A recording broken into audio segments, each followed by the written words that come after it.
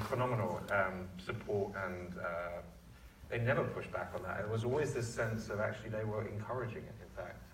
And so it was this sense of once you get as an audience to episode 8, you have a full understanding of that, rather than, I remember going in and talking to FX saying there's this incredible character of Modesto, and you know this sense that you go from OJ to this family and in the Philippines, whereas you can really earn that journey by going backwards. I think that was the sort of central energy that we wanted to make sure you understood the meanings of all those tiny ripples. And there's a beautiful photo of the cast actually of Darren and John and this family, and I really think this is a story about families. That this huge tragedy with all these police officers really starts with these families, and the opposite side of it, the Versace family with his incredible mother, and how that family grows into this enormous industry of love and creation, and this other family ends up being so destructive and so so terrible.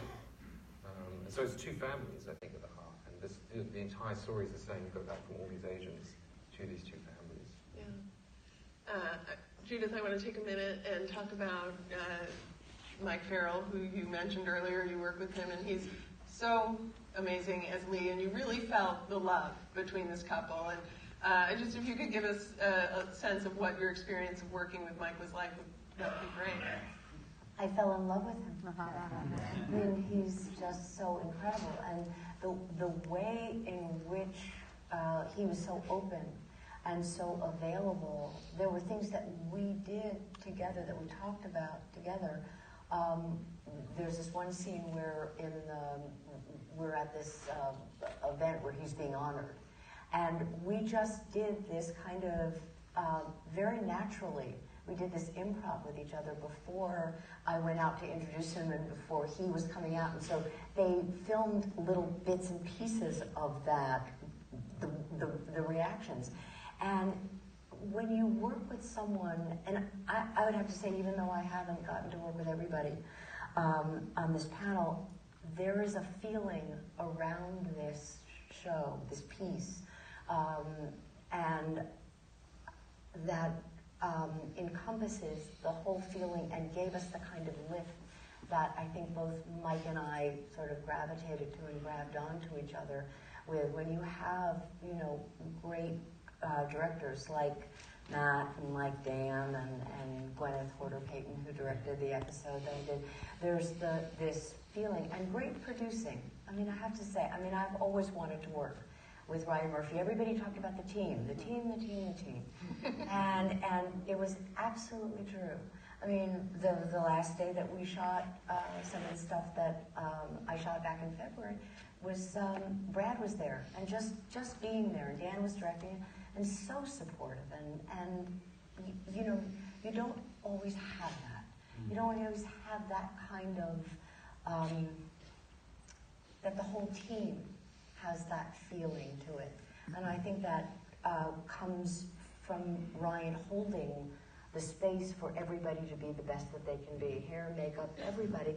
And I think Mike and I took that on, and we carried that with us as we were going through that episode. And I think you have to have that with these two people, because otherwise you wouldn't understand the depth of sorrow that I still feel when I am witness to this story. And I think it's right that we feel that we recognize that there has been terrible loss, and I value and exponential love. And I value that. I think one of the things, the challenge of the show, is that we review the cast almost every two episodes. It's a road trip. We have central figures, and we gave this great challenge to Nicole Daniels and Courtney Wright, who are brilliant casting directors, who were the ones who brought up Mike Farrell and all these sort of people. And you look at what they've done. I just get excited as a producer. This is what you want to do. You want to bring people together and have them look like this. And it was, just on that, it was this enormous challenge that each episode, you're not having one set of cast of characters that moves through the whole series. You had to work, in a sense, each episode becomes about the victim. It's very unusual for a crime story to put the victims at the center and the heart of the piece. With the Versace's at 1 and 2, You then have, Judith Light and this incredible performance as Marilyn in 3. In 4, you have David. In 5, you have Phil. I mean, it's the victims are the main characters there, and I think that's pretty much unprecedented for a crime story to say actually this is the heart of the show. This is the heart of the piece, and it was this sense of incredible loss. And we live in very divided times. We're all told about how separate we all are, but actually this is a story about people being interconnected. And it is extraordinary that you had this, Navy officer connected to Versace, connected to the guy in Chicago, and actually how close we all are. And I think that's sort of at the heart of this piece. Speaking of Jeff Trail, the actor who played him, Finn Whitrock, he said, Darren, that you were... Darren, he described you as being very playful on set, and he thought it was a defense mechanism. True or false? Absolutely true. Yeah, it's sort of, I would say defensive. It was more of a coping. A coping. Mechanism, sure. Yes. I mean, when you're in the trenches with these hardworking professionals for long hours, people are stressed, people are tired, and you're kind of put into a quarterback morale precedent-setting situation. Obviously, what we're doing is very bleak. One learns to have a bit of fun on set. I won't say specifically what, because of, it's pretty insensitive when you think of what we're shooting. Truly, like that dawns on me. I'm not saying we had a laugh a minute, but I think made me laugh. not once. I never made a comment ever. I still one of these things. I'm dying to do it.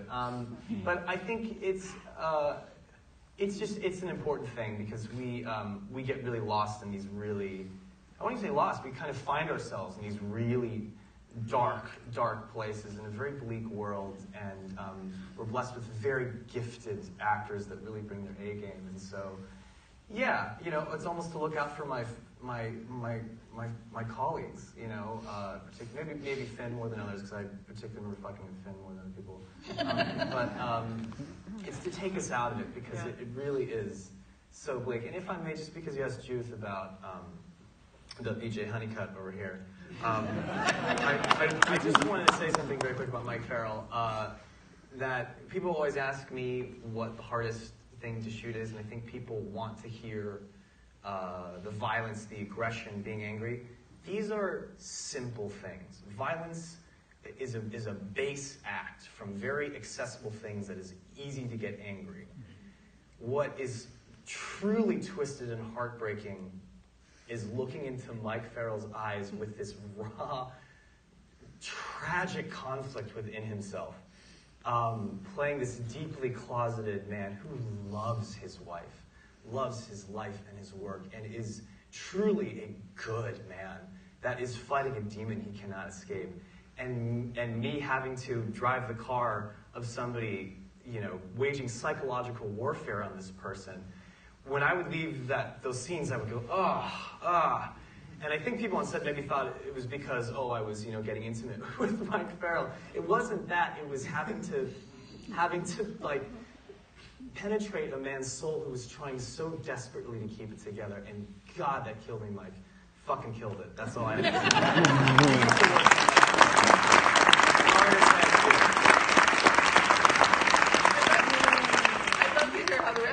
Coped with, such intense material, how do you deal with that? Like, Max, what are your strategies for when you're in a dark place on the set and then you have to... I just take a nap. I immediately go to sleep. I have no other defense mechanism. It's a dark place, and to tap into some of that stuff and to live in that, specifically that time and the loss and being lost. It's uncomfortable, and you want to hold on to it because you think you're going to lose it for the duration of shooting. But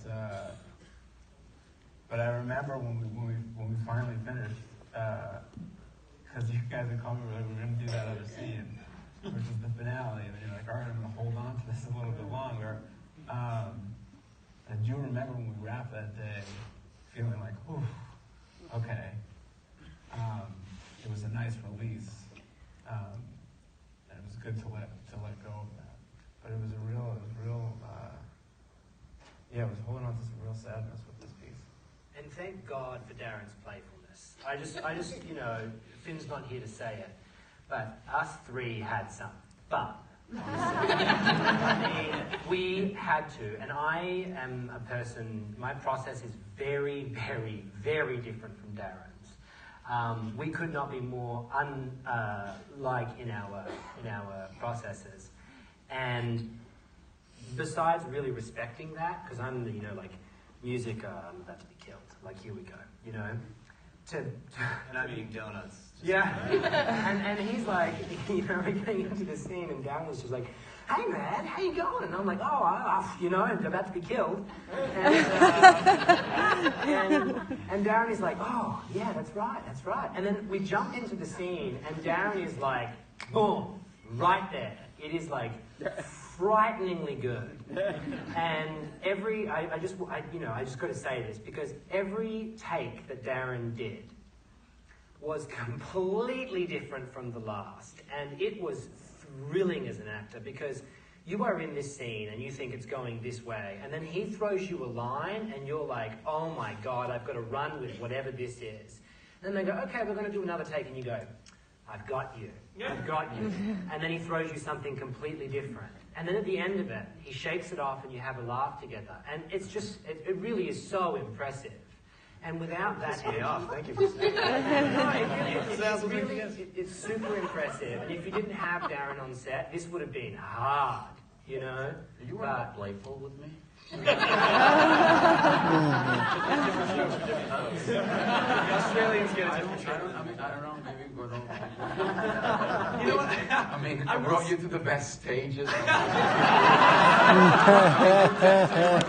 Sugar daddy. I don't know. I mean, it feels like you were so playful with other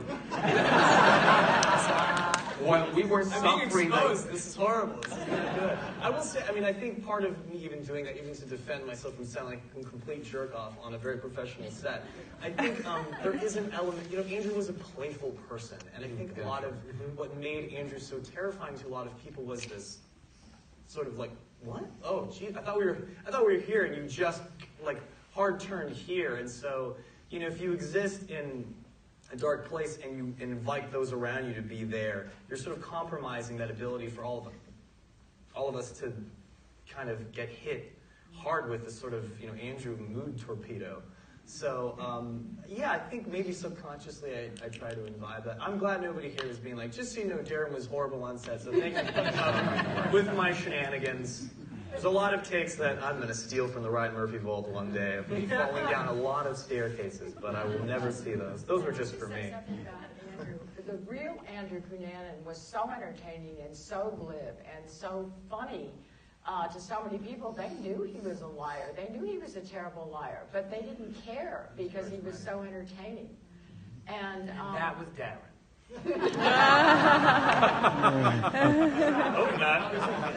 There's something I'd like to add. I'm talking about dark places. I mean, I guess as you all watch, otherwise you wouldn't be here watching the end. But in the first episode, I thought, you know, that I would spend much of the time dead, right? This is when he gets killed. But then there, you know, Johnny was shot around, and you correct me if I'm wrong, I have the writer here, around 8:45 that morning, right? And then he was declared dead at 9:20.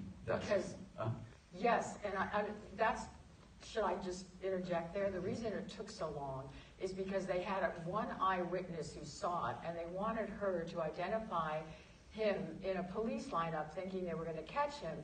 But then, and so that gave him so much more time to get away, but at the same time, the reason he was identified so late was because all the politicians wanted to be present when they made the announcement, and we had to wait for the mayor of Miami to come in on a helicopter to land, and so it was just, and then they were terrified that they might be making a mistake on his fingerprints and all these things, and they were, it was an insane scene.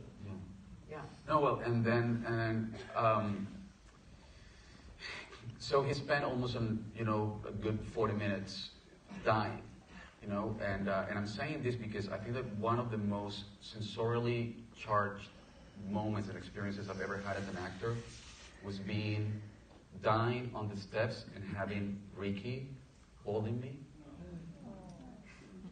It's, yeah, I mean, that's actually, I don't remember a visual thing because my eyes were closed and I was facing down. But he was holding me in front of every paparazzi on earth that was there that day. And actually, I imagine that that's how it happened that day with all the craziness in Ocean Drive.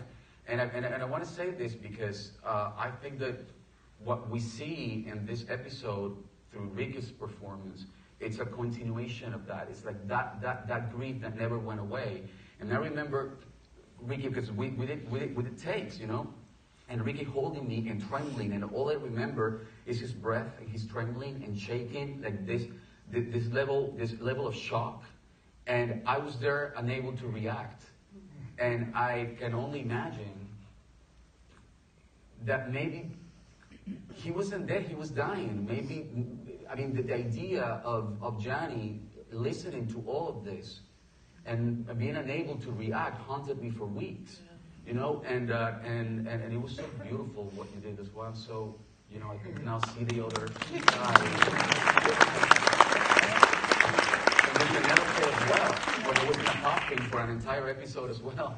When I was in a coffin and she was saying goodbye, I had to have my eyes closed, and Penelope was there, suffering. So it was a beautiful. Maybe it's not the panel to discuss this, but it's just what I take away from that, from the performances of my friends and my colleagues, that I couldn't see. I just felt them. Yeah. So before we wrap this up, I would be remiss if we didn't talk quickly about the costumes, which were incredibly beautiful. Everyone had some beautiful looks. I'd like to know if anybody had something that they really wanted to sneak away with. And Darren, I'm going to start with you, and I'm going to really hope that you say Andrew's pink Speedo. I'm wearing it right now. Obviously. No, those will definitely be, hopefully, in my drawer sometime soon. Antonio had some amazing clothes as well. Was there anything, Ricky, that... Yeah, but I wanted the wings of the escort that was dancing. Oh, yeah. G-string, yeah, I can use that, maybe. I was looking for my house keychain. It's a Versace Medusa. It's the one from the movie, from the first episode. Oh, the one that I picked up. Yeah. Judith, did you sneak anything in? Every one of those suits, was handmade. It was extraordinary. I mean, the lining inside those clothes was so remarkable. So that when you put them on, and the wigs, I mean, the makeup and hair, and I mean, the whole combination of everything. I mean, it certainly reminded me of a time in my life that I have long passed and was happy to get out of this clothes. But to put them back on again and to have that fill the character and the stance and the shoes and the jewelry and everything. And it was all done in one day, because I literally got there at the beginning of September, and we did everything in one day. And the alacrity with which they made everything and put everything together was remarkable. And then we had to send we did all of the pictures. We had to send all of them to Ryan to make sure that everything was approved. And he signed off on everything. And they spent hours putting those nails on me, those nails. But they were an important part of the story because of that one moment that you wrote, Tom, that was so incredible and so revealing of just her sitting there with those nails on that countertop. It told you everything. So all of that was incredibly informative for me for playing the character. It was fun watching Lou deal with the clothes. We had a joke with David because David never changed, for a whole episode. But so I didn't take anything away but my relationship with Lou. And it was funny with Lou because she's so brilliant and she's worked with Ryan for so long that you'd get into the costume room and you would pick things out and she'd say, okay, we really want this shirt with this pants. How do we pick enough things that will make Ryan choose this one over